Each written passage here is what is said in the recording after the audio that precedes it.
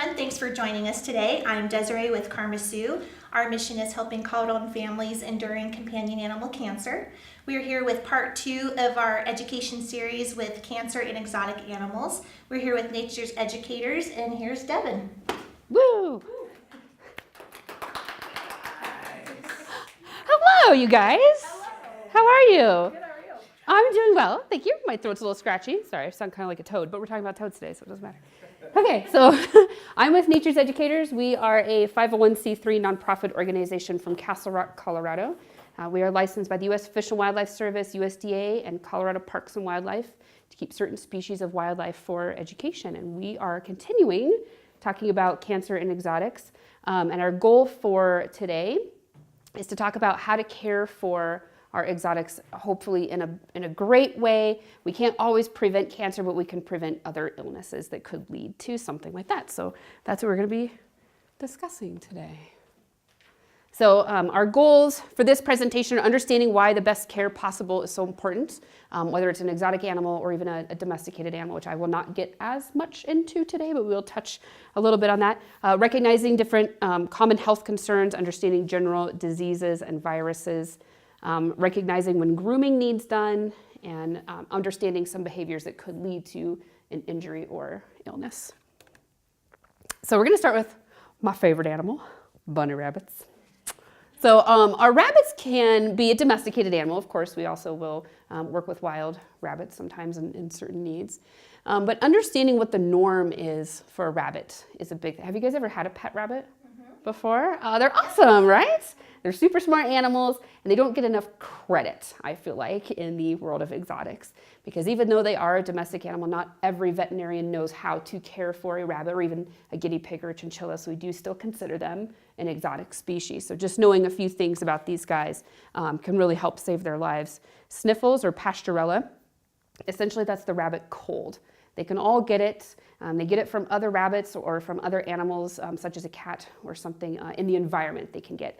And the easiest way to tell that is they'll have wetness on the inside of their front paws, because just like a little kid, or some of us, okay, I'll admit, your nose is running and you're gonna do this kind of thing. And that's exactly what the rabbits are gonna be doing. So if you see moisture on the inside of their 2 front paws, that's usually a sign of something that could lead to pastorella. Pastorella also will cause pus pockets around, I know it's really disgusting, but pus pockets around their body, and you'll see their nose running. And they'll just generally look really sick and dumpy. They'll stop grooming themselves, their hair will look a little clumped. This is an emergency. Pastorella can kill a rabbit. So this is something that immediately, once you see that wetness, find a veterinarian that understands rabbits specifically, maybe not just exotics, but rabbits specifically, and go in and get them checked out. Diarrhea is another big one. Rabbits have a super, super sensitive digestive system. What do you guys think rabbits eat? Just grass. Hay. Exactly, hay. But what do you think the number 1 answer is? Carrots. Okay. Carrots is something we always see in cartoons and decorations with rabbits. Like, oh, I love. How many carrots do wild rabbits find laying around outside?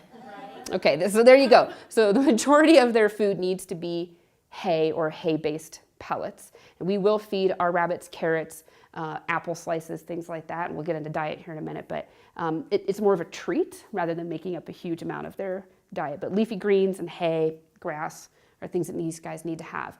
They can very quickly go into something called GI stasis, which stasis is everything stopped.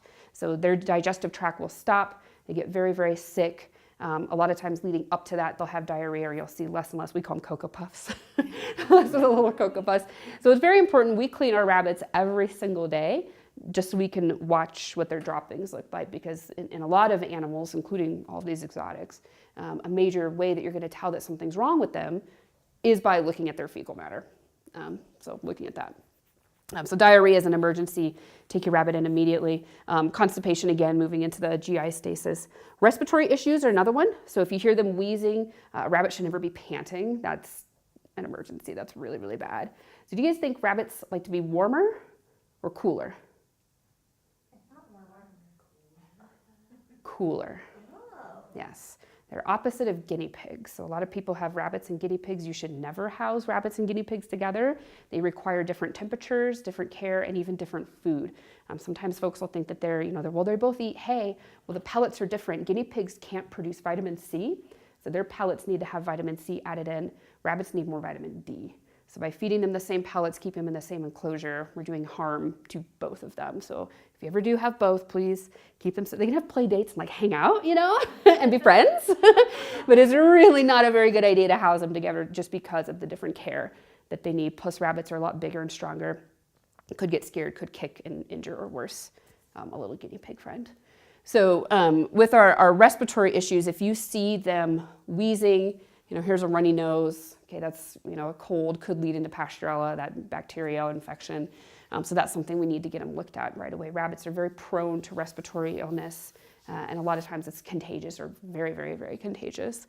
And of course, panting, we're on the verge of heat stroke. Rabbits need to be very, very cool. Their ears help them with thermal regulation. So it's just like an elephant. They have very thick blood vessels that run through their ears. So when rabbits are hot, a lot of times they'll stand those ears up and move them out. And they can't open and close their ears, but they do have some muscles to move just a little bit. They'll open those ears up, and as the cool wind hits those ears, it cools the blood vessels down, which then cools the rest of their body system down, which is really neat. When they're cold, they'll take their ears and lay them down on their back and help insulate using the rest of their body heat. And that's not all the time, of course, especially rabbits like lops, like my earrings. They obviously cannot do that with their ears. So we do need to make sure that they stay very cool. A rabbit does perfectly fine in below freezing temperatures. Now, I'm a huge proponent of never keeping rabbits outside. Our rabbits stay in the house. Domesticated rabbits don't have the same thermal regulation as well as the same coat or hair that the wild rabbits have. Those rabbits are perfectly fine, down to below zero. They're fine out there, and they can find ways to get away from the heat in the summer. Domestic rabbits, that's gone. They've been a domesticated animal. So please, please, please always keep rabbits in the house. We take ours outside on little expeditions, and they can go out and play. All of ours are harness trained, just like a dog. So they go out and do. It's not really like we're walking them though. They're more walking us because we just kind of follow them around. But it's good, to have a covered playpen. And I say covered because we also care for hawks.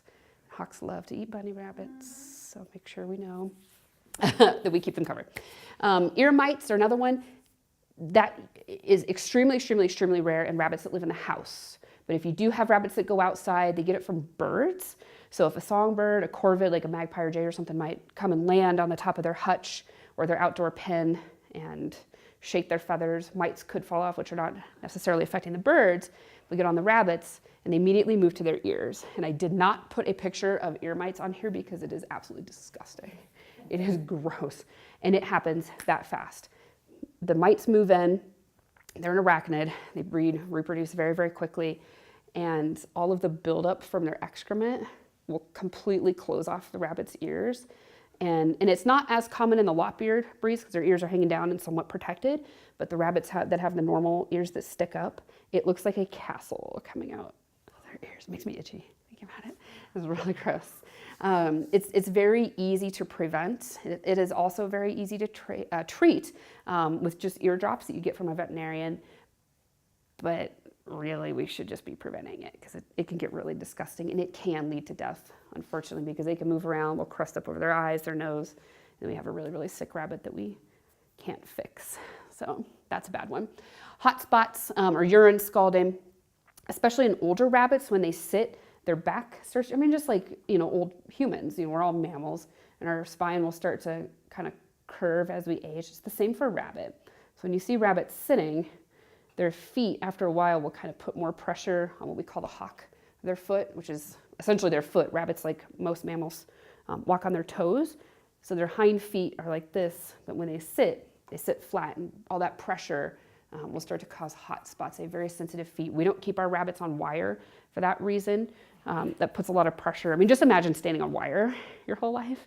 Our rabbits live they're in a very plush world, honestly. We change out our substrate every day. But for some rabbits, it's okay to have wire, but just make sure that you have a solid surface. My show rabbits all are on in a wire enclosure, but they have half of their enclosure is wood, so they can get up and stand and relieve that pressure off of their hocks. But the other thing is when they're sitting there with that bad back, they might urinate on themselves, and it will go up onto those feet, and then we have urine scalding just like any animal can get. And on rabbits, it can really get in there, and now we've got a huge infection. We can get gangrene, we can get bone infection, everything like that. So making sure we always look at our rabbits every day, check the bottom of their feet to make sure they aren't getting any issues with urine scalding. Another one would be bloat. That's an emergency that can lead to death very, very quickly. A lot of that comes from eating improper foods, and we'll get into diet here in a little bit. And it's also very hard to tell sometime on a rabbit. They're very stoic animals because, of course, they're a prey animal. And as soon as they show signs of weakness, that's when the predators will come in and get them. So just really, pick them up. And if you're like, wow, you feel like kind of weird down here, you'll feel it feels like air sitting down there.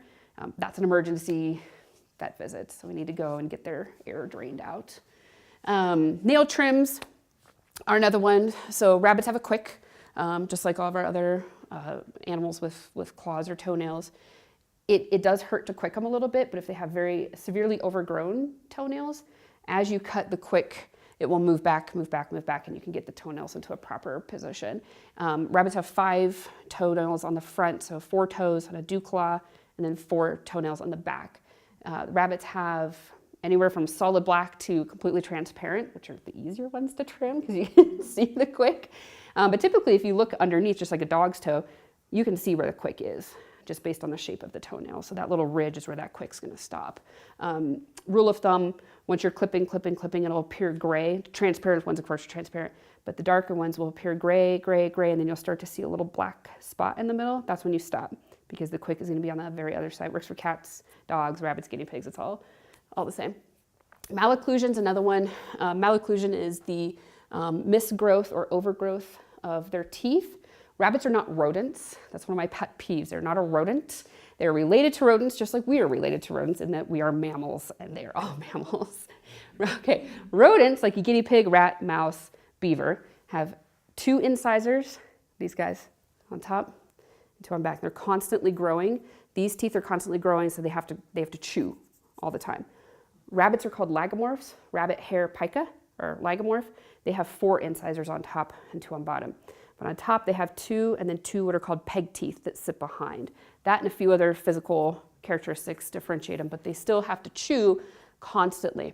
Some breeds, unfortunately the breed that I show, is prone to having malocclusion, and it's for a lot of them it's a genetic issue where just over time they've been bred and now have crazy teeth. The rabbits that I breed have what's called a bulldog head, so they have that kind of squishy face, and that will cause an underbite. And then, of course, the teeth aren't grinding properly, so these teeth will continue to grow, and then they can develop something called wolf teeth, where it literally looks like the rabbit has like big teeth, like a wolf coming out, or a saber-tooth tiger. Very scary. This can lead to death very quickly because they can't eat. So we also always check our rabbits' teeth. If we need to trim them back, we can use a Dremel tool if you're very good at it. Otherwise, a veterinarian can do it for you. And hairballs, which is not something that you would usually think of with a rabbit, but especially in the breeds like Angoras that have the very long hair, the Jersey Woollies, Fuzzy Lops, they have very, very long hair. They're constantly grooming. For us, once a month, we use that same Petramalt, the stuff that people with cats, you wipe it on the inside of the rabbit or the cat's paw, and they lick it off because it's sticky, and that helps to collect all the hair that could be in their system and flush it out. Rabbits can't throw up. If they do throw up, your rabbit's probably got a lot of other problems that we need to worry about. So making sure that they can flush everything out of their system so that we don't have hairball issues. Hairballs will lead to bloating and then our GI stasis. So lots of fun things. Picking up a rabbit's another one. Never, ever, ever pick up a rabbit by the ears or the scruff of the neck. That is not a rabbit thing. I know people like to do that with mammals. That's a cat thing. Okay, it's not, like a horse. Imagine picking up a horse. Like, it's just not quite there. So rabbits either, when you do that, it causes severe, severe bruising. You can actually dislocate their ears with one pickup. I mean, we have rabbits that weigh 20 pounds. You can imagine picking them up with their ears, you can dislocate them. It's really a serious situation. I've seen rabbits, sadly, with that, and then their ears just, and they'll hang, okay? And imagine how that would feel. It's a horrible, horrible deal. So you pick them up just like you would, a cat or something. We always do under the front legs and under the back feet. They always have to feel their feet on something solid. They don't like to, because they'll kick and kick and kick. They have horrendously sharp nails, okay? Very, very sharp. A lot of us that show rabbits will actually wear protective sleeves. We take them out. If they get scared, they could scratch you. So that's one thing. I do not recommend rabbits at all for small children. They are not a beginning animal. They're not a beginner's pet by any means. There are plenty of animals that are a lot easier than a rabbit for teaching children. But we do like to take our rabbits out, for preschools and stuff. They're not allowed to hold them, but they can pet them. And we never pet the rabbit in the face. It's always on the back, just like a dog. You never go up to them like this. You always start on the side. Same thing for these guys. They're a prey animal, so we have to remember that we're a predator, and that's very scary. So making sure that we hold them and support them when we are picking them up and moving them around. When we transport them, it could be 80 degrees outside and our rabbits are sitting there in front of the air conditioning in the car. We'll also transport them with ice packs. We'll take water bottles like that and freeze them so they're a solid ice cube and put them in. The rabbits will lay on them. So they like to be much, much, much cooler than warmer. So here's our rabbit food pyramid. Very similar people. So treats, of course, something like fruits. And the treats are at the top, fruits are at the top because fruits have a lot of sugar. Rabbits, like a lot of people, myself included, have a sweet tooth. So they will seek out sugary things like bananas, blueberries, blackberries, apples, things like that. So that needs to stay as a treat once in a while. Pellets, we free feed our rabbits. We use oxbow pellets, which are really, really good. We don't like any of the pellets that are alfalfa based. Technically, any rabbit over 6 months should not be eating alfalfa pellets. That's more of a juvenile thing. It can cause kidney and liver issues later in an older rabbit by eating that really, really rich alfalfa. So we usually use just Timothy hay, grass hay, as our pellets from oxbow. Is what we like. And then vegetables, leafy greens, you see our carrots in here. We do feed the tops also, and sometimes we only feed the tops. Our rabbits also really like dandelion greens. We never feed lettuce. Iceberg lettuce isn't really good for any creature. It's just water. So all you're doing is causing the potential to have diarrhea now, which again, as we know, can lead to a lot of other issues for these guys. So just leafy greens they really like. And then our hay needs to be our number one deal. Our rabbits, again, are free feed on hay. They have hay constantly available. They use it for bedding. They go to the bathroom on it, and they eat it. So it's good all around. Hay will also keep their teeth trimmed down, but it is good to have a salt lick, mineral lick, and some things for them to chew on. We just use 2x4s. They love 2x4s. Works out really well. And then our definite no-nos, of course, no chocolate, cookies, Oreos, things like that. We do give ours graham crackers. Those are our rabbit safe, but it's like once a month they get a graham cracker. Or Captain Crunch. You like that? Which I know says breakfast cereal. You shouldn't, I know. Yogurt drops. Those yogurt drops are really good the yogurt drops are good for them. But there are certain ones that we shouldn't be feeding constantly. So just make sure you have rabbit safe yogurt drops, and they sell them at like Petco and PetSmart and things like that, but not like people yogurt. We shouldn't really be giving them to. Pasta, bread, and then most human treats. Like you're not gonna give your rabbit gummy bears or, I mean, you'd be surprised. So excellent diet. Lots of room. Rabbits need a lot of room. I hate those cages they sell at pet stores, and they'll have a cage that's like this big, and your house rabbit will be happy in there. That'd be like us living on something the size of this table forever. Rabbits run around constantly. They're very fast rabbits. Not domesticated, but the wild rabbit, the cottontail, can run up to 25 miles an hour. The hare, the jackrabbit, 45.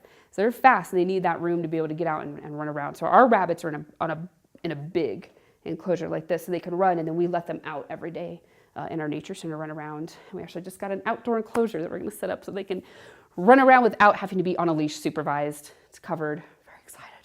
So that's fun. So lots of room. I don't recommend rabbits running around the house full time though. You will lose all of your baseboards, the edges of your doors. We speak from experience. And cords. A lot of these cords, including a lot of the wires in your vehicle, the coating on this has sugar in it. It's really sweet. So that's why people get upset when you get in your car and it won't start, because the rabbits because they're sugary. And again, they have a sweet tooth. So stuff like this they love. And then we lose our electronics. We lost, I don't know how many cords to like alarm clocks and things like that. I was like, oh, this was really stupid. accidentally hear a rabbit run around. It's good to have them supervised, but not just free roam. Lots of sunshine. A lot of times first thing in the morning, you'll see rabbits taking their ears and licking them. When they sit out in the sun, their ears will secrete a vitamin D. And what they'll do is you'll see their ears get kind of sweaty looking, and they're going to lick and lick and lick and get all of that vitamin off of there. If you see the rabbit's ears getting kind of greasy, sweaty, that means that they're not taking in that vitamin, and that's something that a veterinarian should check out. Lots and lots of water. They are an herbivore, so herbivores take in lots more water than carnivores do, so making sure they constantly have water and fresh water. One rabbit, a 4-pound rabbit, will go through one of those big full-size, like that 20-ounce water bottles every day, and that's normal. Wow. That's, lots and lots of moisture. A lot of exercise, of course. They are a running animal, and not all rabbits like to exercise. We have some that are total couch potatoes, but we try at least. And then attention, it's really sad. I very, very much disagree with selling chickens and rabbits around Easter or springtime. You should never get a pet for someone as a gift, first off. Again, rabbits are not meant for little kids. It's kind of a more advanced pet, in my opinion.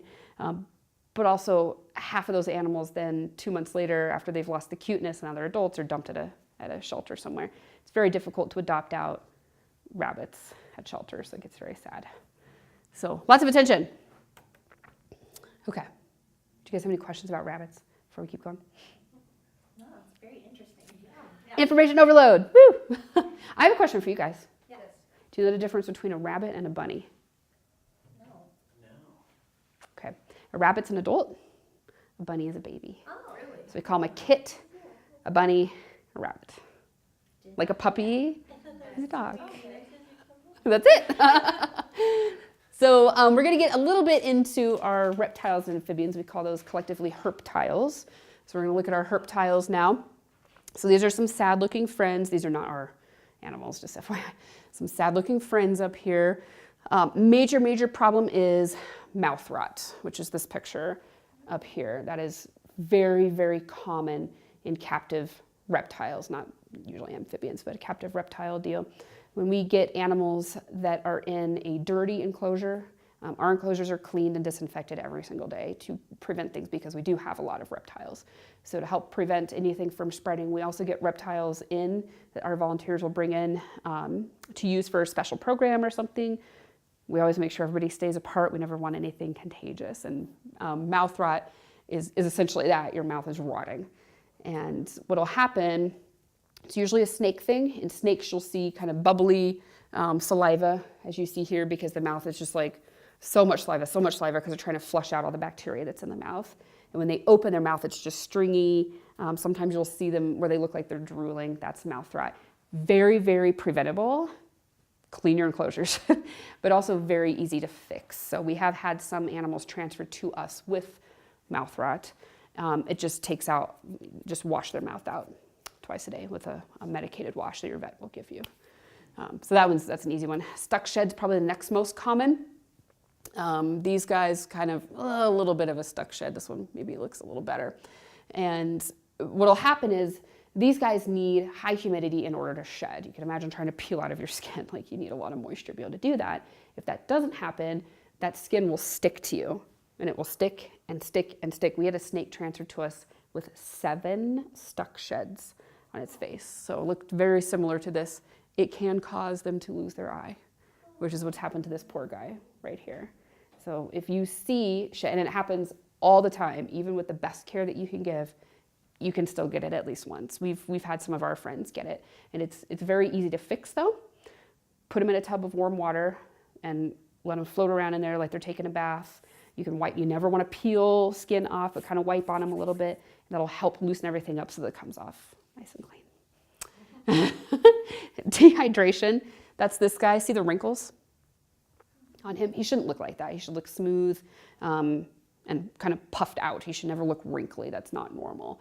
And so that's, a lack of hydration, of course, and understanding which reptile or herptile you have and how much moisture they need, what level of humidity they need.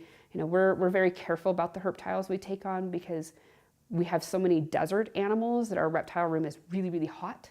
which then dries out all the humidity for everybody else. We don't keep a lot of rainforest animals simply because we teach a lot more at the desert guys, and it's too hard to keep everybody moist. So understanding which species you have and what habitat they should be in can help prevent things like this.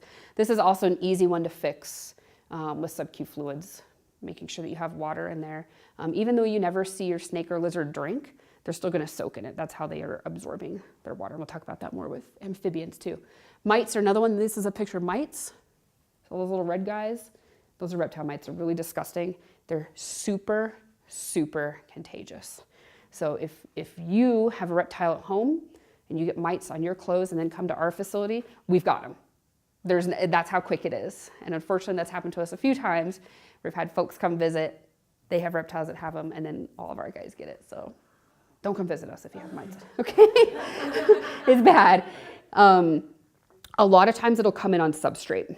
So sometimes if you get in like those soil bags or the bark chips and things, especially if you get them from big scooped up tubs or whatever, you can have them in there. It's not like somebody put them in there, maliciously. It can just happen in the environment. But then once one gets it, it's very easy for everybody to get it. If you're caring for that reptile, then you go and touch another one, they've got it. That's how fast. So whenever we get anybody that has it, that animal immediately goes into quarantine off-site. We don't no, we can't have this. Betadine and iodine soaks are what kill these guys. You have to completely submerge the mites. Usually on lizards, you'll see them, they get it right around the vents or the cloaca area here on their legs. Snakes, you'll see it along here and around the same area, the vent. So if you have to essentially suffocate them, not the snake, but the mites.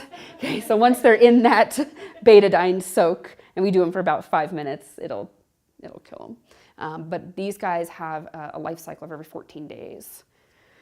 Very fast reproducing creature. So we do ours, if we have an animal that has it, every 7 days, we'll soak them just to break that cycle. But they can kill a reptile, sends them into anemia. They're sucking their blood. Essentially, that's why you see them red. They start out black. URI, upper respiratory infection, would be another one. It'll look very similar to this, but you'll see a lot of it coming out of the nose also.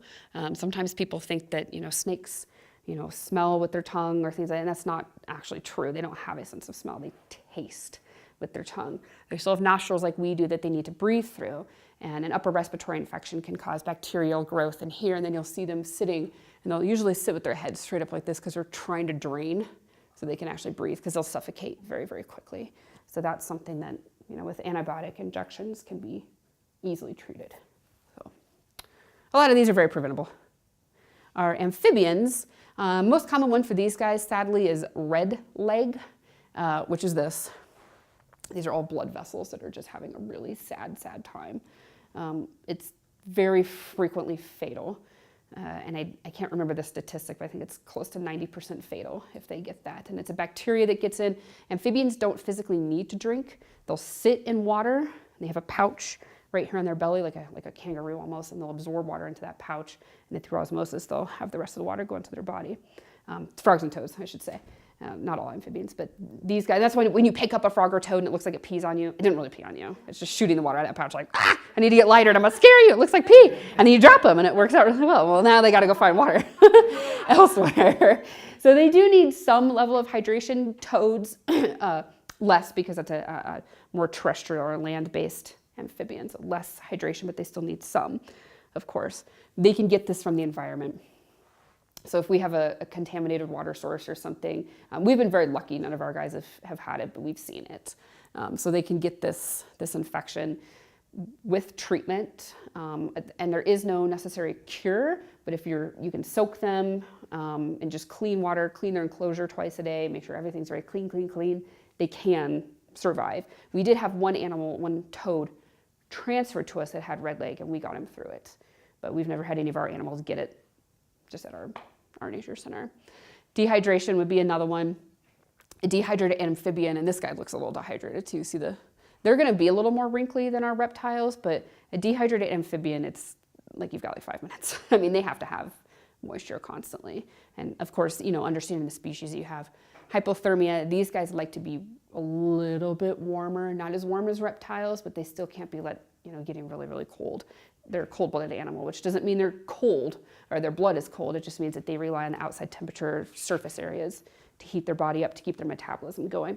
If that stops, unless it's an animal going into brumation, which is essentially a form of hibernation, it shuts their system down and they die. So we have to be very, very careful with temperatures with our reptiles.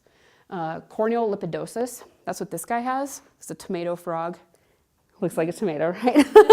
Not very creatively named. This guy gets this. It's super, super common in frogs and toads. And it's just like, this guy's overweight. Really, he's just fat. Okay, we're not judging him because he looks very adorable, but he's fat. And so this is something that maybe not necessarily people have caused, but he just likes to eat. Okay, and that fat on amphibians will actually present itself in their eyes. And so this guy's blind. So it'll make them so that they can't see. As far as I know, it's not reversible. So it's just kind of, well, you're fat and you've got fat eyes. Amphibians are weird, but they store the fat. Can you imagine? I have fat eyes. Impaction's another one. So understanding what substrate is appropriate for the species that you have is huge. I don't like soils or things like that because what these guys will do, if you drop a bunch of crickets in, which is what a lot of our amphibians are eating, and they get that sticky tongue covered in that soil, well, they'll swallow it and all that stuff can build up and they get impacted and that can kill them very, very quickly. Impaction can be treated. It's also very hard to spot in an amphibian because you don't always, their poop just looks like soil too. It's really hard to tell what's going on. That one's not as common. We see it in bearded dragons, reptile, more because people use inappropriate substrate for those animals. Okay, so who needs light and heat and what kind? Does every snake need a heat light? Absolutely not. None of the species we have at our facility actually have a heat light. They all have a heat source, and some of them have special UV lights or UVB lights, but not every reptile or amphibian, especially amphibians, need heat lights. And for some of them, it's very dangerous because that causes too much heat. And if you're keeping something in a small enclosure and we've got that heat light over the whole enclosure, there's nowhere for that animal to escape. We like heat tape, which is just this tape you can get, crimp it at both sides. You can actually plug it in to the wall and it heats up. It's really cool. So that's what we use on most all of our reptiles and our amphibians actually, because then it heats up. It's like a radiant heat, so it goes across the enclosure this way. We don't do anything underneath. Belly heat is not very good because that's another thing that they can burn themselves. So we use it on the side of the tank so it heats up this area and then they can get over here and be in a completely different temperature zone. So that's our thing. And everybody has their own opinion. That's just ours. We like heat tape. And then what kind of heat? Again, some lizards do really well with those heat rocks that you plug in because they don't get super, super hot. But again, the heat pads underneath really are just not a good idea. If they like to dig, like a skink or something, they'll get down underneath and they can get on that glass or acrylic and burn themselves. Reptiles are smart, but they're not that smart. So they're like, oh, it's hot. I'm just going to lay here. Oh, I'm burning myself, but I don't know. I'm not going to move. I'm just going to keep laying here. Not very intelligent. Amphibians are a little different. They really don't know that it's getting hot. Have you guys seen that? This is sad, but it's that science video of putting the bullfrog in the water and they heat it up, and it boils. The frog will never leave the boiling water because their body will heat up at the same exact rate that their environment is. Reptiles don't do that. Amphibians do, so that frog can't get away from that heat. So really, really, really make sure you know what species you have, what level of humidity you need, what kind of humidity you need, and what heat or light source. Turtles and tortoises are high maintenance. That's why we don't have them. So they need a lot of special lights. Calcium is another thing we have to add in. Not as much for snakes because they're eating a whole diet, but for lizards, turtles, tortoises, iguanas are a huge one. They can get metabolic bone disease. Their bones will get very, very brittle and thin. That one's a hard one to come back from too. Substrate, we like to use newspaper. I know that's not everybody's favorite, but newspaper, A, is free. B, is non-toxic for the most part. And C, you can change it every day and not have any problem. Where if you go out and buy all that really expensive substrate to make it look really beautiful, that's cool. But people aren't coming over looking in your house just to see the animals. You know what I mean? It's not like a display. Our animals, we have separate carriers that are set up like this is the toad carrier, and this is the frog carrier, and this is the snake carrier, to go out and look really beautiful when we take them on display. But their enclosures, all of our reptiles are kept on newspaper because we change it every single day. And it doesn't hurt them. They're perfectly fine. The burrowing species, we have different layers of newspaper so they can burrow underneath, and then we have like little hidey huts and things like that. We have our water bowls, all that kind of stuff in there. Our amphibians are kept on dirt, just plain old dirt from outside. And they do really, really well. Most of our amphibians are all native species, so they're like, this is the same dirt I've been living in. So we use that for them. When we feed our animals, we don't feed them in their enclosure either. So they can't eat the soil, they can't get impacted. But also, snakes get striky sometimes. If you're constantly reaching in to pick them up, but that one time you reach in and you've got food, then that next time like, wait, do you have food? I'm gonna get you. They have horrible vision, they're horribly nearsighted. So for them, they're like, oh, that hand's coming, that must mean there's food, and then they'll strike you. They're not trying to bite you or anything, it's just that they think that you might have food. So we have separate feeding tubs. We take all of our animals out. These guys are all eating at the same time that these guys are all eating. This one's done, then we put them back so that when they go into that tub, they know this is where my food comes from. It doesn't come into my enclosure. So that helps a little bit. And then, like I said, our humidity levels, just making sure you understand what kind of animal you have. We mist our enclosures down that need humidity every day, and we have a couple animals that have foggers that just need that constant humidity.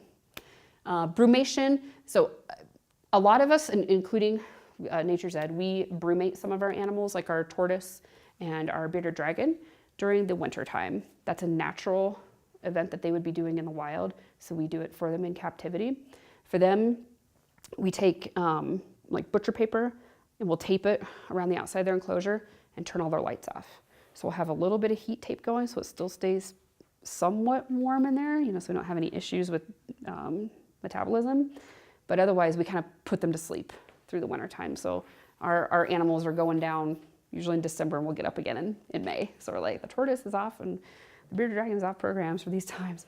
The rest of the animals aren't naturally doing that, with the exception of our amphibians. And we keep our amphibians awake all year. It doesn't hurt them. This is more of a personal preference. Some people sleep their bearded dragons, some people don't. We do just because it's a natural thing that they'd be doing. So, okay, birds. Do you guys have any questions about reptiles? Awesome. Okay, birds. I'm going about birds forever. So these are some sad looking friends up here.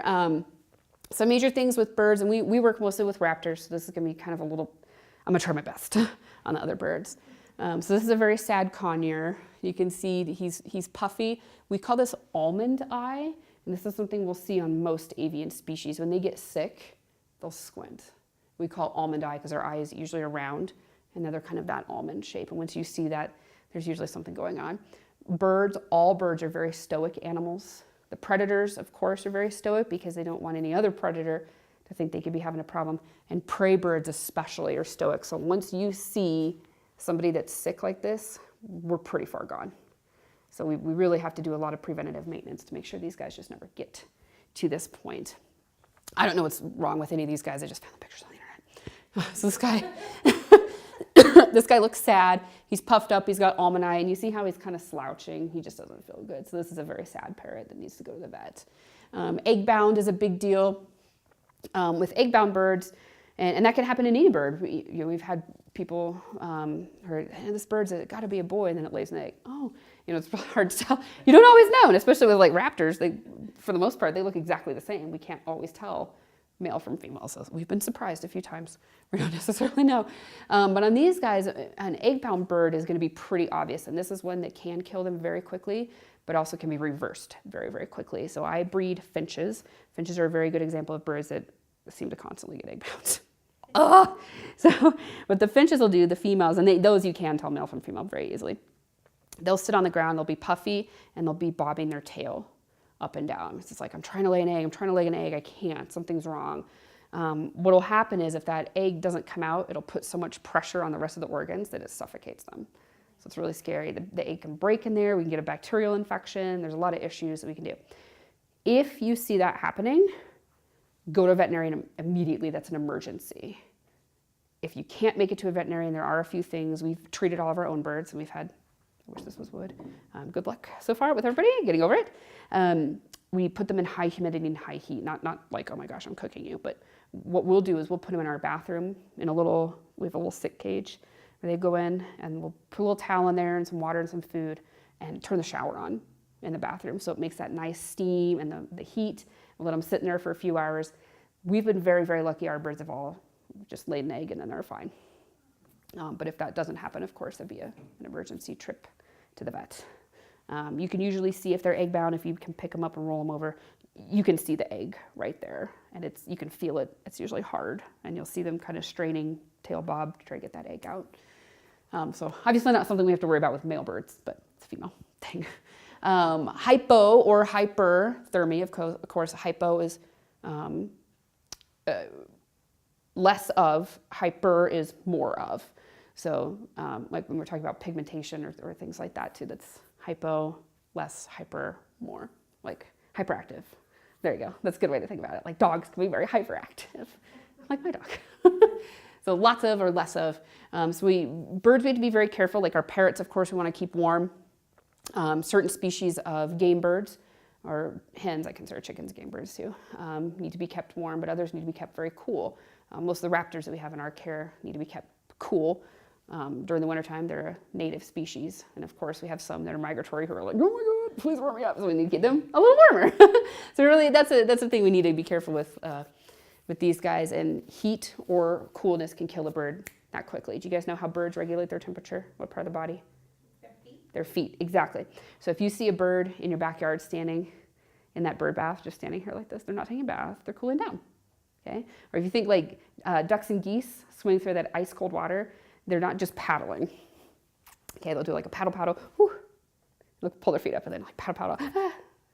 Okay, so when you feel their feet, they actually feel warm. They have specialized blood vessels that run through their feet that help to regulate their temperature. On most birds, that's the only naked part of their body, so that's what they're going to use. And you'll see birds when they're comfortable, they'll put their foot up, or when they're cold, they'll put their foot up, and that helps to warm them, and then they'll switch. So very cool, right? Birds are awesome. Upper respiratory infection, very common, very contagious. Bird stuff is just contagious to all other birds. It can be very scary.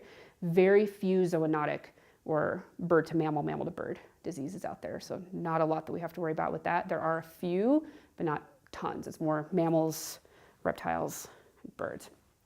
Upper respiratory infection would be contagious to another bird though. So that's when you need to quarantine someone, take them to the vet, get them on antibiotics. Usually what you'll see is birds sneezing. Sneezing's not normal if they're constantly doing it. A sneeze once in a while, yeah, I mean, we all sneeze. But if they're constantly doing it, just like humans, you're sneezing a lot, you probably have something going on up there. They'll sit and they'll take their toenails and just scratch and scratch and scratch, or they'll pop their ears a lot. And birds pop their ears like us, so they'll do like this kind of thing. They'll move and they'll move their head around, and then they'll sneeze, and then their eyes are running. And it's just like a cold in a person. It's basically the same kind of symptoms. So that's an easy one to fix. Coccidia is a bird deal. This one's kind of gross. This is a bird that probably has coccidia. Blech. So we watch our birds constantly with our raptors. We have those plastic office chair mats that you set down, and we clean them every day so we can watch what we call them mutes, but what the poop and the pee, the fecal matter and the urates look like, because that's the number one way that you're going to notice when a bird is sick, is by looking at their mutes. And you look at them and you're like, oh, this is a weird color. We actually have a cheat sheet of all the different colors these are good and these are bad. So people can go and look through them, and it helps really, really well. Take the book and like, okay, this is it. And if not, if people text me pictures of poop. I'll look at poop all day. We can figure out, we can help somebody out. So by doing that, it helps. Or like the parrots, we have, a newspaper under there that we can check every day. It should never be runny. Birds do get diarrhea. It looks a lot like this, or this is really, really runny. Sometimes you'll see kind of bubbly.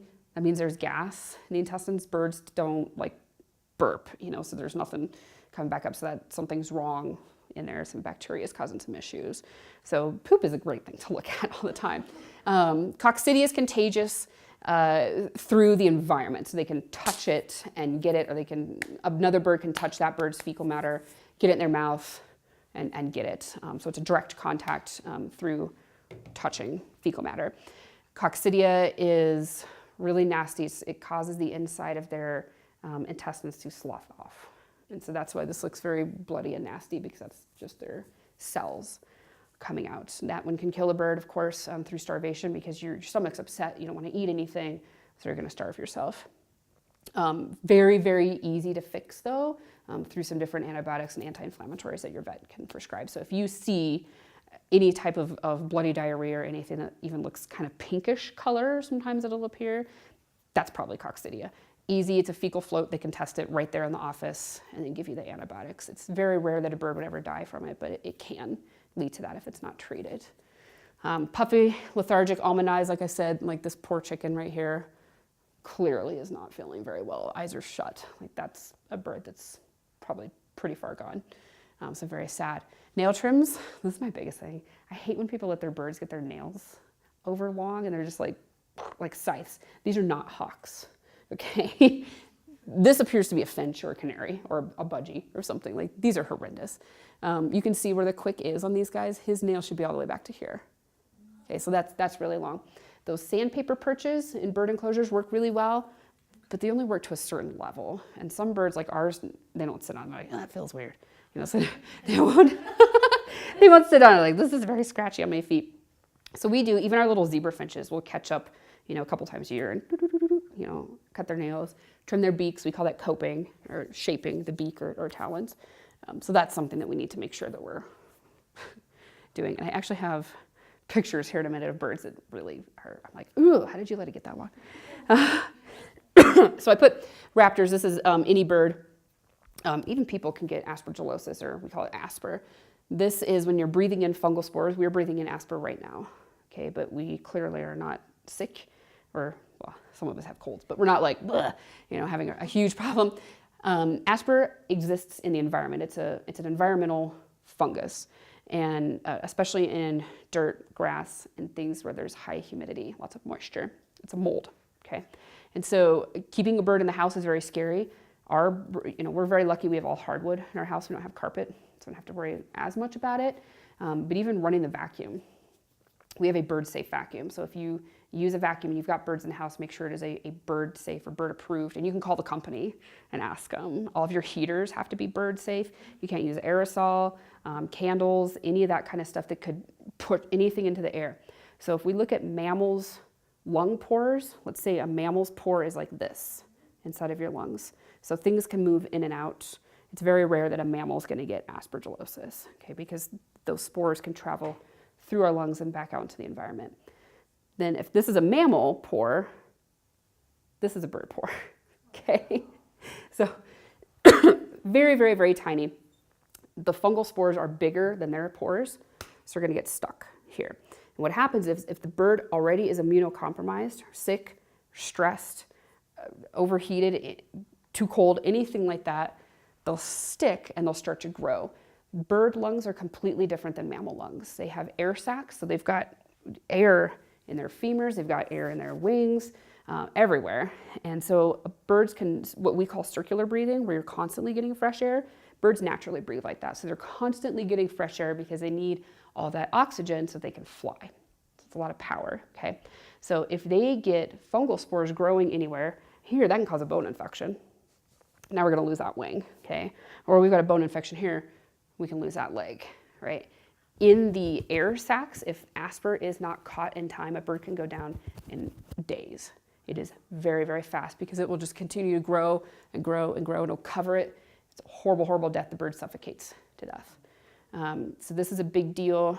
Parrots are not as likely to get it as raptors. Raptors in captivity, it's one of our top things that we're constantly watching for because they can get stressed or they're kept in outdoor enclosures and we can get it from the environment. So we're very, very particular about that. But we can talk more about breathing stuff later if you guys want to, because I can go on for days. And then you get very paranoid. Any of us that have birds, it's just very, we even had to call and make sure we got different heaters in our house to make sure that they were bird approved. Because if you have Teflon can kill a bird that fast. See what I mean?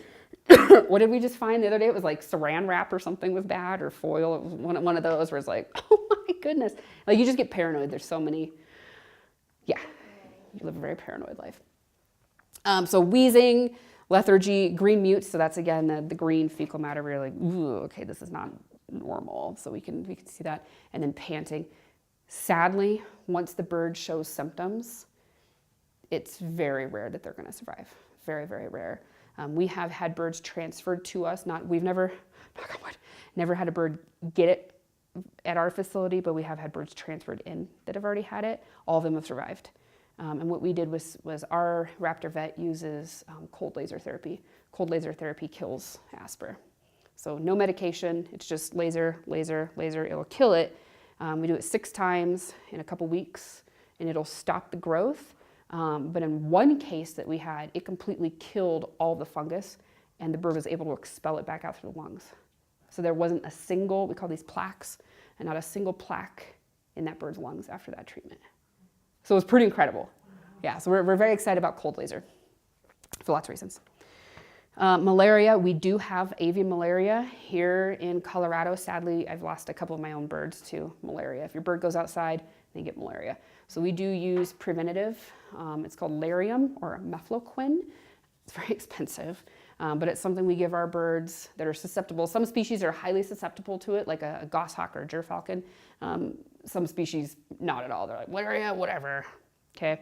Nobody has a complete immunity to it, but some birds are just higher immunity to it because they're exposed to it constantly.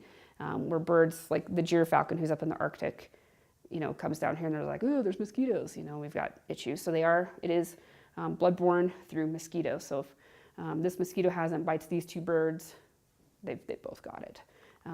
It's very hard to bring a bird back from malaria. We did have one bird got it. We tested it in time and got it taken care of. There's almost no symptoms. And by the time the bird shows symptoms, they're dead like 8 hours later. So that's a really scary one. So I don't have a ton of preventative on that one other than use the preventative meds, which we use, and then we screen all of our windows in so they're not exposed to mosquitoes. But when our birds go out and do programs, we're at a park, a mosquito comes, it is what it is. So lethargy, puffy, almond eyes, green urine. See how all the symptoms are the same for like everything? Birds are really hard. West Nile is another big one. We have lost a few birds to West Nile, sadly. It's common in all birds can get this. Game birds, raptors, people that have their parrots outside, anybody can get it. We do vaccinate all of our birds, including our parrots, for West Nile. It's never been proven that medication or vaccine actually prevents anything. It's been for horses. There's nothing that's been passed for birds still. Even one company just stopped producing it this year, so we have to go with another one. So we're like, it doesn't really work. Well, might be a placebo effect, but I feel better. So I'm like, hey, it's, it could be covering something and whatnot, better to help than not do anything at all. But we have had birds get West Nile. It can be fatal, but usually if the bird makes it through, they'll have some weird side effects afterwards. The 2 birds that we had get it that survived and are very old, they've done a great job, are both blind in one eye, and it changed the color of their iris. I don't know. Some birds will get what's called French pinched feathers. So the feather will grow in halfway, pinch off, the blood source will stop, like the feather's in all the way. For some reason, the body is telling the brain the feather's in, so stop growing. So the brain will tell the body then, okay, stop, and the feather will fall out when it's only halfway in. Weird stuff, really weird stuff. In the bird world, we have 3 different levels of West Nile. So there's stage 1, which is, I'm kind of looking a little weird. I've got almond eyes, I'm kind of puffy, I might be sitting with bad posture. That's about it. Stage 2 is I'm gonna start stargazing, which this is what we call stargazing, where birds will sit like this. Birds should never ever sit this way. And that's like, okay, there's something neurologic going on where you're not quite existing in the rest of the world right now. It's really, really sad. And then we'll start to see the green urates and green mutes. Now we're really gonna, and they do what's called food flicking. They'll eat something, they'll try to eat it, but there's some disconnect going on right here. And the brain's like, oh my gosh, the body's starving. And the mouth's like, no, I think the stomach's full. Okay, we don't need anything. So they'll bite something and then they'll throw it. Bite it and then throw it. They'll actually not be able to consume anything. So it's really, really bizarre. Stage 3, which if you get a bird in stage 1 or 2, you can help reverse it. And it's only supportive care, there's no cure. So we used B12 injections, tons of fluids, kept them warm, kept them isolated, and just supportive care, and they both were fine, luckily. Stage 3 are pretty much not coming back, that's it. And that's where the stargazing gets so bad that it'll make the head go all the way back and they'll just go into seizures. Seizures. That, unfortunately, is usually euthanasia at that point. But that, like I said, West Nile can happen in pretty much any bird. So this is a very sad bird with West Nile. So I don't know if that bird made it. have no idea. Wasn't one of ours. A couple other things with birds, avian pox, just like chicken pox, but really disgusting. And it will affect the naked parts on birds. So the face, the cere, which is the fleshy covering over the nostrils here. These feet look really bad. Highly contagious. Like if this bird sits here and then flies off and another bird lands there, they can get it. Really, really, really contagious. We've been very lucky. We don't usually see avian pox in birds that have been kept in captivity in education programs, but these are from a rehab facility here in Colorado. It's the wild population that'll get it, and they're passing it on to each other, and they can get it from other birds that they've eaten, and then they can, get really sick. It can cause death over time. It can close everything off, and they just starve. But once they've got it, they can prevent it or reverse it with antibiotics, supportive care, things like that. So this bird did go back to the wild. He's fine back out there. Woo! Bumblefoot's another big one. This isn't just birds. Guinea pigs also are pretty prone to bumblefoot. And it's essentially bed sore. So like I was talking about the rabbit putting that pressure on one spot, that'll cause bumblefoot. And it's just pressure, pressure, pressure, and then moisture is the other deal that they need. So it's both of those, the pressure and the moisture, they work together. Raptors have disgusting feet. They're eating other animals covered in bacteria, okay? So what'll happen is if they, get all of that disgustingness on their feet and then they sit on a flat surface or improper perching, they injure a foot. Sometimes they'll talon themselves if they reach up. I mean, you've got like scythes on your hand. I mean, just imagine like, oh, I closed, oh no, and you sliced up your arm. Like that does happen once in a while, and they'll sit and tuck their foot up and puncture themselves. And so if bacteria gets in there, we can get these, and this is pretty severe. We can get these essentially open sores, just bed sores. We've been very lucky. We've never had any birds at our facility with bumblefoot. Again, we've had birds transferred to us with bumblefoot. With birds, 100% it's perching. Okay, proper perching can help prevent this, making sure your bird's feet stay clean. We do little birdie foot spas a few times a year where they sit in Epsom salt and it cleans everything off their feet, makes their feet feel really good. They feel very proud of themselves. We take a toothbrush and we'll, clean it. And so our birds always have really nice, sparkly, clean feet. Once this happens, this is a 50-50 chance. So bumblefoot can kill a bird as well, because it'll keep going and going and going. Well, their bones are very close to the surface on their feet. That bacteria can eat through the bone, and now we've got a bone infection or gangrene or anything else that you can get going on in there. The couple birds that we've had transferred to us with bumblefoot, it was so severe we had to do surgery. And what the vet will do is go in, they'll cut, this is a big plug. It's like a big pus-filled plug, because the body will like, oh, I need to block this off, and it'll block it off. It makes that plug. And imagine it'd be like standing on golf balls. Okay. Oof. So we had a peregrine transferred to us that had it, and I mean, her foot looked like it was covered in blueberries. So luckily, her body had walled everything off, so the infection wasn't spreading. But I mean, just imagine standing on that all day. Like, wouldn't that be horrible? So we tried our treatment that we use, and this is just my thing, is I use molasses. So I'll put molasses on the wound, and then cover it, and then change it every 12 hours. Clean it off, betadine, rinse, molasses, cover it up, do it again. Honey and molasses work really, really well. For anybody that has horses, molasses and honey are the big horse medications that you use for like fly bites and things like that. It works really, really well. So this can be a surgery. They can go and remove this, and then they'll sew shut, or they'll remove skin from up here, which is what they did on our bird, and do a skin graft down here. So yeah, but they need airflow under their feet. I mean, just imagine like stinky feet standing all day. Ugh. Yeah, it'd be gross. Flounce. Flounce is something that these guys can get from pigeons. I'm always very paranoid because my hunting birds, I'm a falconer, so my hunting birds do sometimes catch pigeons. Pigeons carry flounce, and they're a carrier, but it doesn't necessarily affect them. And it exists in their mouth, neck, and then in pigeons it sits in their crop, and it's like a yeast infection. So it affects birds here. They'll get it and makes these kind of gross, cheesy looking plaques on their mouth. Very, very easy once a bird gets it. I've seen lots and lots of birds come into rehab with this issue. Antibiotics, flush the mouth out, you're good to go. Some species like the Mississippi kite are very, very prone to this. Why? I don't actually know. But they can get this, looks like a owl maybe, I don't know. And it's essentially yeast infection, true, like yeast infection. Clean them up, let them go back out. That's a pretty common one. Sauerkraut, this is the one I hate. Any bird that has a crop can get sauerkraut.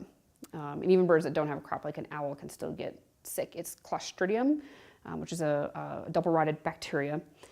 All birds will have Clostridium in their system. And a bird, let's say a falcon, has a crop, which is like this empty storage sac that sits right here. And that's why when birds eat, they look like they're really bloated because it's like a Tupperware. So they're putting all that food in so they can hurry and fly away so nothing else bothers them or tries to steal their food. And then they'll sit in the raptor world, we call it putting over, and they'll do this like movement. Birds can't swallow. Okay, and that's why you see them drink. They'll put their head back. So to get food down for a raptor, they have to take their neck and push that food down by moving their neck across their food. Very bizarre. Very bizarre. But if food remains in that crop for too long, a bird overeats. They eat something that's too hot. They eat something that's too cold. It's a shock to the system. It's going to sit there. Bacteria is already growing on that food. That's already started. There was already bacteria in the crop. Well, now it's going to reproduce double time because now it's just sitting. It's in that perfect, warm, moist environment for bacteria to be like, yes, this is great. So they're going to, reproduce twice as fast now. As the bird then puts that food down, they poison themselves. This is a life or death situation. This can kill a bird in 8 hours. Very, very deadly, very scary. I am very intense at our facility with food prep. If you wouldn't eat it, not that you'd be eating a prairie dog, okay? I mean, to each his own. But if it smells off, we toss it. We don't even give it to our vultures, okay? So anything that could be sketchy, we don't feed out. Everything is thawed out very quickly. It goes from frozen to thawed in warm water. If you leave food out all day for these guys, we were just asking, you wouldn't thaw chicken on the counter all day, right? You put it where? In the fridge. And that's what we do. So we'll pull food out, we'll put it in the fridge, and then we'll really quickly heat it up in hot water and feed it immediately so that nothing's sitting out, just growing bacteria. Bad food, especially food that you get in, like we never take roadkill. We don't know what's on that thing. We don't know why the animal wandered into the road. Could have been a complete accident. Accident could be perfectly fine, or it could have been poisoned. There could be poison in that animal and it lost its mind. It could have rabies and it's out there and gets hit by it. So we never take anything like that. We don't feed our birds when it's too hot during the day, just like people, it's really hot and you're like, ugh, your body doesn't want to do anything. When it's cold, we're like, hibernate. But these guys are the same thing. We never want to set food out in there where it's going to get hot. The birds aren't going to eat it. They're just like, ugh, it's gross. We feed everybody after 2 p.m. The wintertime, not as big of a deal. We always go in and pick up the leftovers that nobody eats, whether it's the fruit in the parrot enclosure. We use quinoa for the finches, so it's cooked, and that's moisture. Or the meat in the raptor enclosures, we go out first thing in the morning, pick all that up. The birds aren't usually, unless you're an owl, not going to eat overnight. So first thing in the morning, right when the sun's coming up, we'll run out, make sure we grab everything so that nothing sits there and grows bacteria. Kestrels, the little falcons, are notorious for caching food or storing food. So like, ooh, I'm going to eat half of this mouse now. I'm going to hide it so nobody's looking. And they will. They'll look around like, And they'll hide it under something. And then come back the next morning, they're like, ooh, leftovers. We're like, no. And we'll go running out there and get, because we don't always see it with the kestrels because they're very sneaky. They're very sneaky at hiding things, and they'll just put it, or they'll bury it under rocks and leaves. And you can only do, we have 54 raptors, so it's like a lot to go out and like search through the leaves with all the kestrels. So we have one that's real sneaky, Gigi. She's very good at hiding leftovers. So you have to make sure that we go out and pick all that stuff up so they don't eat it and all that bacteria sitting. Trials and tribulations of bird care. Sauerkraut is very easy to spot though. If you feed your bird and 12 hours later, that crop is still sitting there, there's probably a situation. You can smell their breath a mile away. Not as much in parrots, okay? But on raptors, you're like, oh my God, something's rotting. It's their crop. All that food is in there. And that's something we treat it as an emergency. Immediately, we're calling our vet. We have a vet that's on call, thank goodness. And we'll run up to his facility.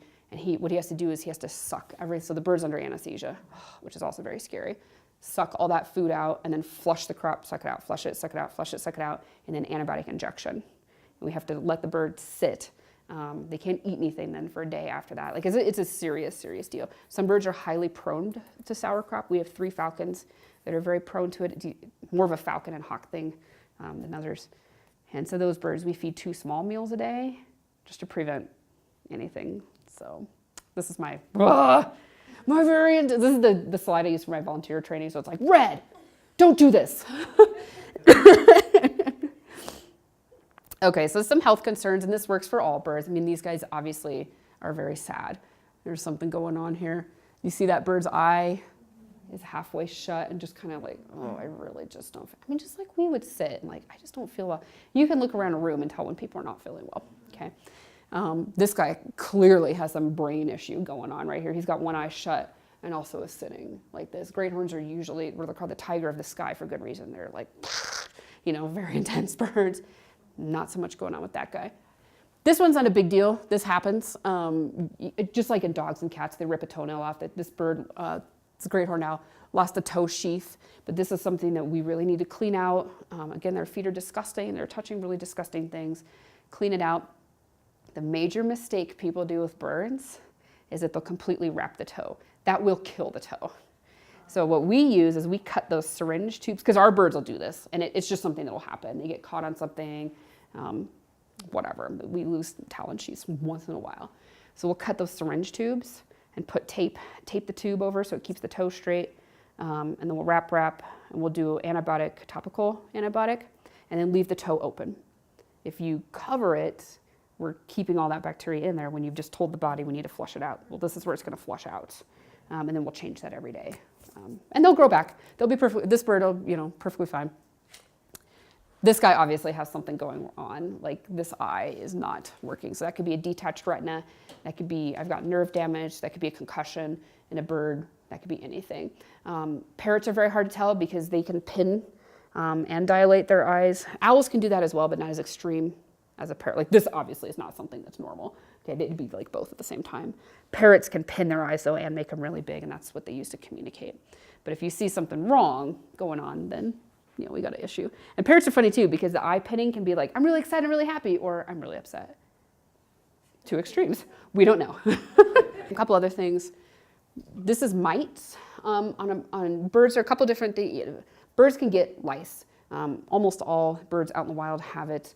Chickens have it, and that's why we don't like people bring their chickens in the house and everything. Like chickens are an outside bird.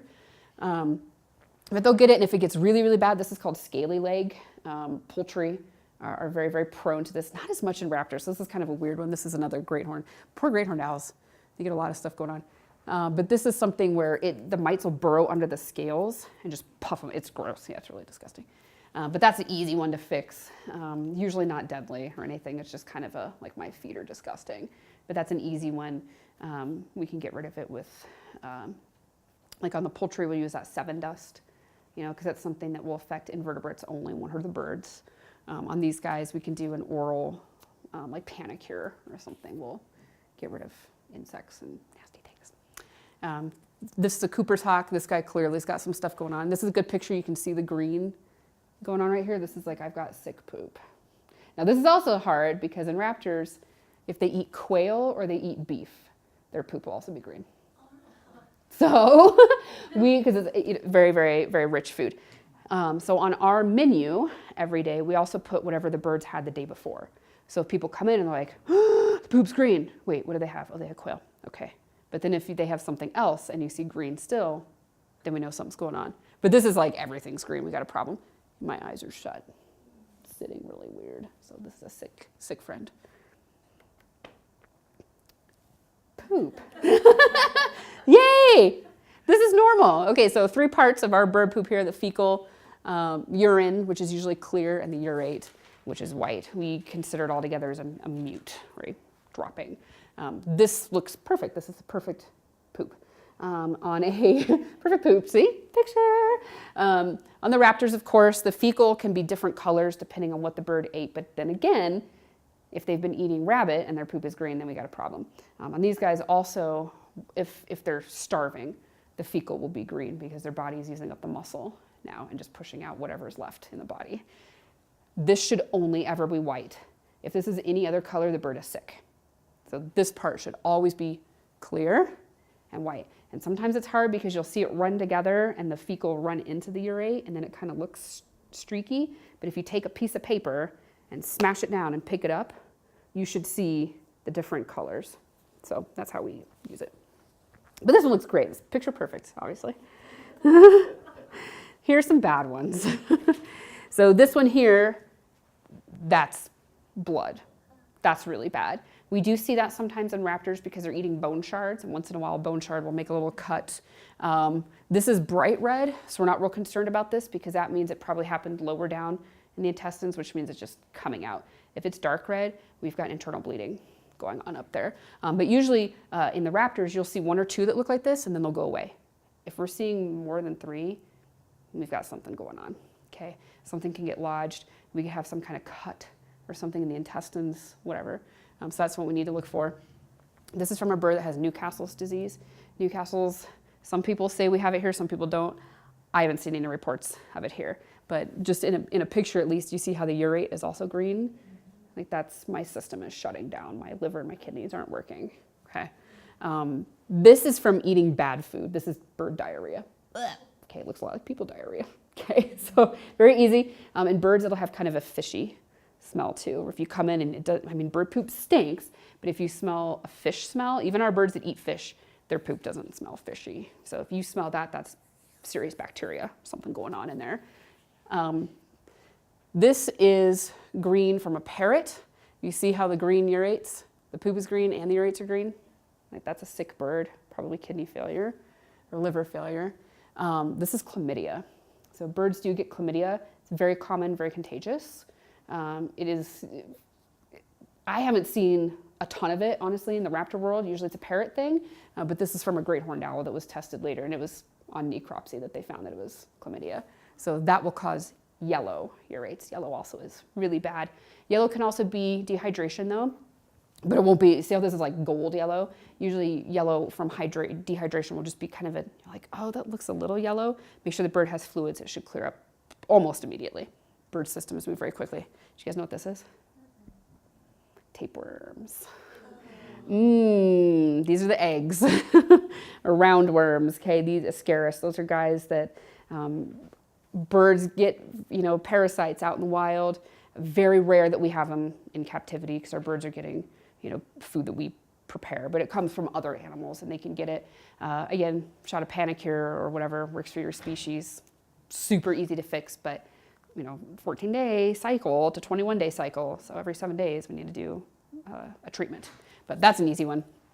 It's just kind of a gross picture. I like it. Okay, so coping. Coping is the beak trim. I'm sorry, I didn't get any parrot pictures or anything, but I figured this was close. So these are all really good beaks. You know, a hawk versus an eagle versus an owl versus a falcon. These are all very good looking pictures. These are all horrendous. And I'm not sure why anybody would have ever put these pictures of their birds on the internet. Yikes, okay? So we look at, this is a Harris hawk, this guy up here. Can you guys see my mouse? Okay, this bird's beak should stop right here. Okay, this beak is so overgrown. This bird probably can't open his mouth all the way. That's horrible. Like you can starve a bird with that. Okay, our red-tailed hawk here next door, not horrible, but again, see how the lower mandible is touching the upper? That should never ever occur. Ugh. I'm very intense about how beaks look too. This great horn is horrendous. Okay, this bird's beak should end up here. All right, we think of raptors as having that hooked beak, but not really. It's a sharp, the beak itself is curved, but it shouldn't hook. That's a parrot thing, okay? Why they're called a hookbill. Hey, this one also has like horrible notches and stuff. You can tell that bird's chipped his beak a couple times. And sometimes that happens. Like we've got a peregrine at our facility who chipped her beak on, I don't know if she was biting a bone or I don't know what she was doing, chipped her beak. And so we take that bird off programs because we don't want them to go out in front of the public because people don't understand, like the bird just chipped his beak, it's okay. And so what we'll do is, though their beak will grow pretty quickly, okay, it's keratin, like our fingernails and our hair. So as that beak grows and we shave it back, let it grow, shave it back, let it grow, it takes a couple months. And on falcons, they've got little notches on their beak like this guy right here. And so we have to wait for all of that to grow out so we can trim it totally back and then start over. So when it comes back again, it will be normal. We do have a couple birds at our facility. One unfortunately lost of old age earlier this year who have what's called scissor beak. Some birds it's caused by injury. We have one bird that was caused by injury, so his beak grows like this. So you have to constantly trim this side of the lower mandible and this side of the upper mandible to help them. They'll never be straight. You can't put braces on a bird, okay? But you know, you could at least align it so it's a little easier for them to eat. Our other bird that had it had scissor beak, and he was born with it. It was a genetic issue. His siblings all have it too, and it's just that the beak grows crooked. It doesn't hurt them, just like having crooked teeth or something, but it can make it a little harder to eat, especially for a bird that's your whole mouth. This falcon's beak should end right here. Falcons have a very short beak, so this is horrible. Like, this is almost humorous that this bird is out on display. This is an education bird that's out on display in front of people. This bird's beak should stop right here. Wow. Yeah, bad. This one as well, right here. Like I'm sorry whoever's birds these are, but whoa. We need to do some coping. And coping can be really hard. How do they trim in the wild? A good question. So in the wild, these guys, once they're done eating, they do something called feeking. So you feek the beak. Cool, right? So they'll sit on a rock or a branch or a telephone pole or something that's a rough surface, and they wipe their beak. Okay, and as they're wiping, it cleans it, helps shave it down. In captivity, these birds are living on astroturf.